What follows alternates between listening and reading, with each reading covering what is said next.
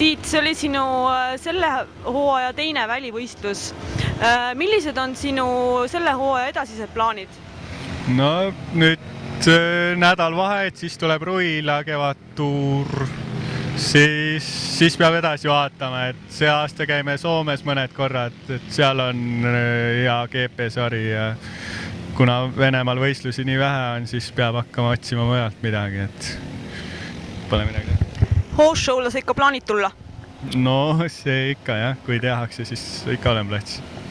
Kuidas sulle muidu Uuemõisas meeldib, käisid sa eelmine aasta ka? Käisin, väga meeldib, toredad inimesed, hea sõber Andres korraldab väga ilusa võistluse, müts maha, kõva mees. Nüüd sinu põhihobune Sinnamoon müüdi Itaalias, millest on kõigil muidugi väga kahju. Keda sa näed praegustest hobustest tema järglasena?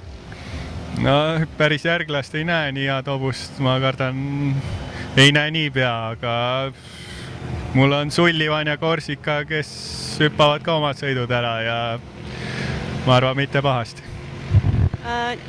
Kuidas sa hindad praegu nende hetkevormi? No hetkevorm on päris hea, et mingeid suuri kõrgusi veel ei ole rünnanud, aga neid väiksemaid klasse 140 sõid on hüppanud hästi.